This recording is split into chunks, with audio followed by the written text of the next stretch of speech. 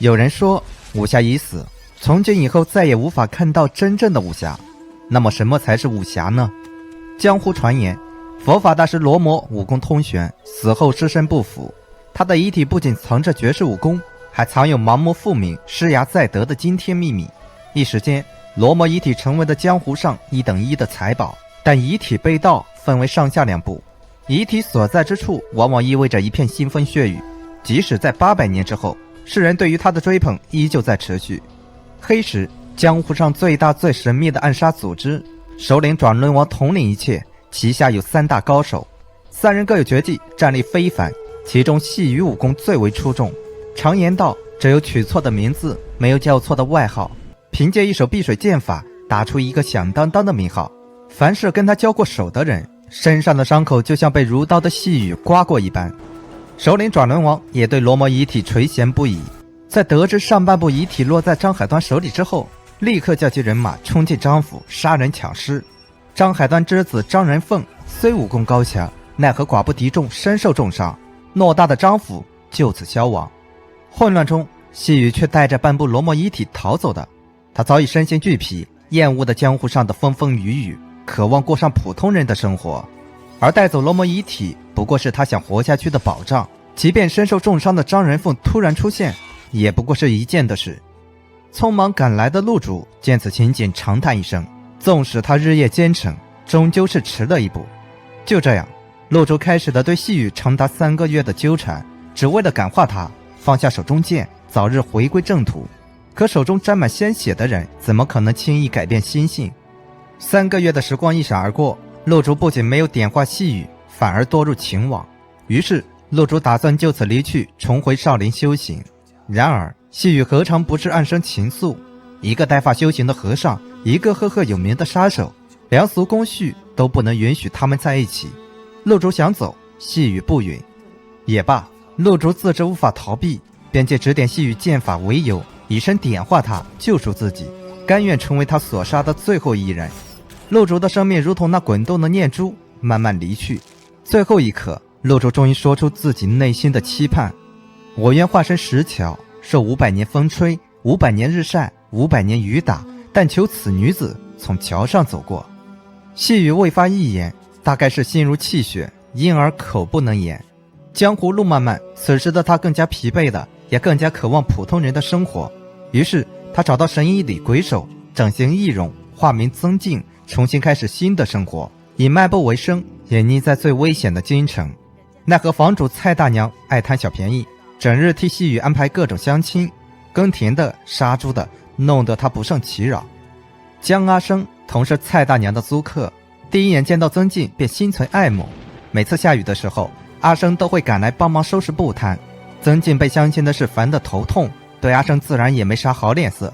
于是为了断阿生的念想，他偷偷找人给了阿生3拳。本以为能了解此事，但百炼钢又如何抵得过绕指柔？每到下雨时，阿生总会一如既往地帮他收拾摊铺。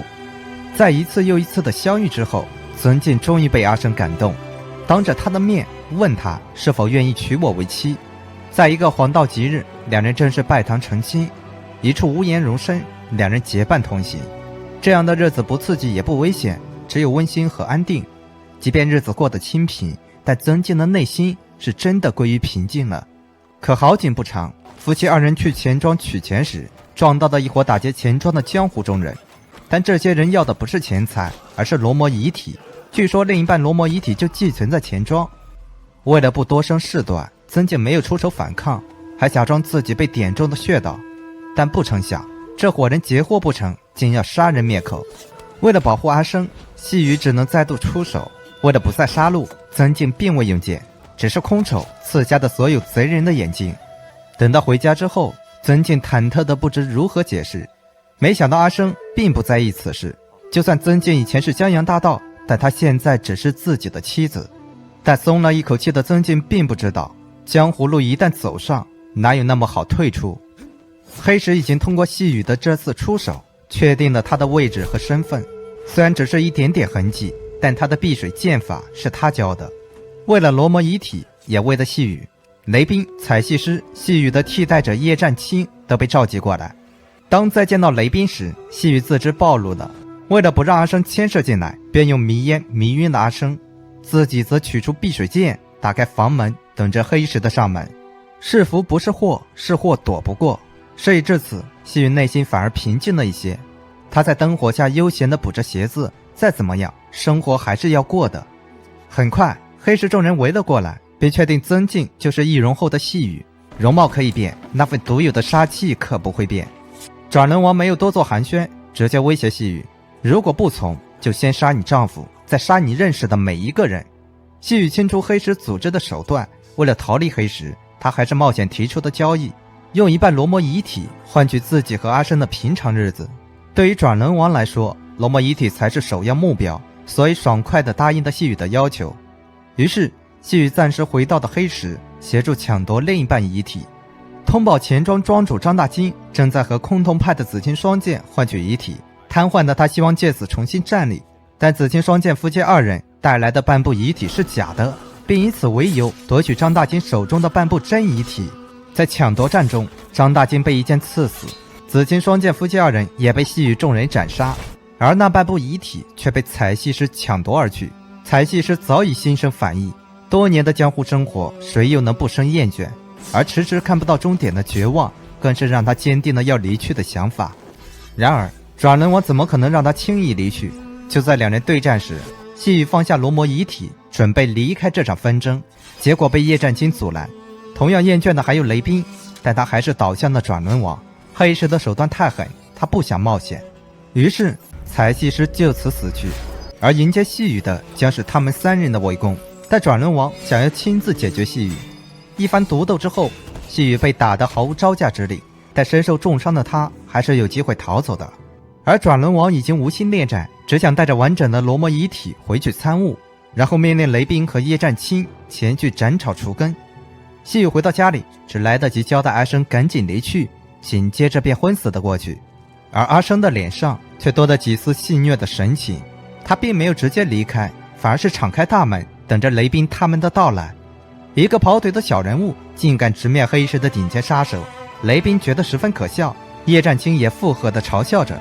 直到阿生从地下抽出两把生锈的剑，并说出雷兵暗器的弱点时，雷兵的笑容瞬间消失的，气氛也一下子变得紧张起来。阿生绝不是一般人，那临阵磨剑的声响仿佛在预示着什么。随着雷兵先发制人的一记飞针，大战正式拉开序幕。面对着众多的黑石杀手，阿生毫不畏惧，劈刺砍削，剑剑致命，一手参差剑更是保护着细雨不受丁点伤害。雷兵感到匪夷所思，这是张仁凤的剑，他当时明明已经死了。原来阿生的心脏在右边，被细雨刺中左边，昏死石桥之下，后来被李鬼手所救，同样换了容貌，改了姓名，并得知细雨也在京城，于是便埋伏在细雨身边，寻找机会替父报仇。只是计划赶不上变化，阿生真的喜欢上了细雨，喜欢上了自己的杀父仇人。他不知道该怎么处理这个纠结的问题，只能先从黑石下手，希望时间能让他想出一个合理的解决方法。就这样，一直到今天，雷兵死了，一次失误就足够他送上性命。叶战青甩出避水剑，欲借此逃脱，却被阿生反手划破后背。将细雨送到李鬼手那里后，阿生决定独自去面对转轮王。如今的他还没想好如何面对细雨。逃走的叶战青想用身体诱惑转轮王得到庇佑，没想到转轮王从小就进宫，是个残缺之人。他想要罗摩遗体的目的，就是为了修复自己的身体。叶战青大失所望，想要就此离开，没想到因此惹怒了转轮王。于是转轮王将他埋在桥下，说是每次走过这里都能看到他。阿生早已探清了一切，他盗走罗摩遗体，约转轮王来云和寺决战，他的血海深仇必须有个答案。没想到苏醒过来的细雨提前来到的云和寺，家破人亡的凶手之一就在眼前，阿生却无法下手。他原谅不了凶手，也原谅不了自己。他脸上挂着苦痛和纠结，和细雨动起手来。也许自己死了也是个不错的结果吧。问世间情为何物，直叫人生死相许。阿生和陆竹做了同样的决定，而这一次细雨终于明白了他的想法。他没有举剑刺出，而是点中了他的穴道，给他喂下的归西散。细雨想要给阿生一个交代，给自己过往的人生一个交代。很快转轮王到了，大战一触即发。由于细雨的剑法是转轮王所教，而且剑法中还有他故意埋下的4处破绽，无论细雨怎么打都不可能打得过转轮王。即将败亡之时，细雨想起了陆竹教会他的破解之法，藏拙于巧，用晦而明，愈清愈浊，以屈为伸。转轮王惊讶不断，以致躲闪不及，一再中招。曾经碰都碰不到他的细雨，最终砍了他11剑。一番大战，两人都身受重伤，躺在地上无法动弹。等到龟息散药效消失后，阿山终于从地上站了起来。细雨的所作所为都被他看在眼里，这样铁骨柔情的女子，他怎么忍心就此抛弃？他没有继续纠结在过往的情怨里，而是抱起受伤的细雨，准备开始一段新的生活。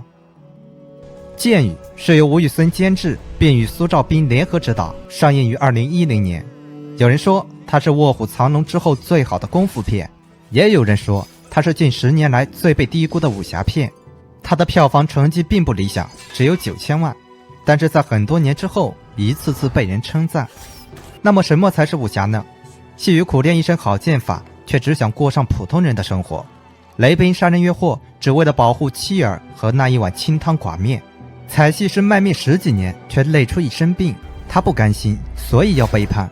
转轮王隐忍一辈子，只为了成为一个男人。张仁凤更是忍常人无法承受之痛，只为替父报仇。所以说，侠是灵魂，武是躯壳；侠是目的，武是达到侠的目的。只是这侠之灵魂充斥着各色各样的欲望，命运也因此改变轨迹。正所谓一切有为法，如梦幻泡影，如露亦如电。而他们都是这股洪流中的遇难者，都想脱离求存，但殊不知正是他们的存在才构成了这个所谓的江湖，也是他们的欲望搅动了江湖水。侠之大者，为国为民，在庙宇和朝堂；侠之小者，为友为邻，在市井和生活。如果说仗剑而行，征战沙场是武侠，那么路遇不平，慷慨出手亦是武侠。真正的武侠并不是带着刀剑恃强凌弱，也不是10年练武一朝成名，而是在力所能及之处尽自己的一丝绵薄之力。这至少是侠义精神最直接的定义。有才无德是个危险品，做人亦是如此。只有心境修为的高低，才是衡量一个人侠义与否的真正标准。不以武功论长短，只凭道义分高下。愿人人心中多一些侠义，少一些欲望，这才是我们向往并需要的武侠江湖。好了，这里是老井观影，我们下期再见了。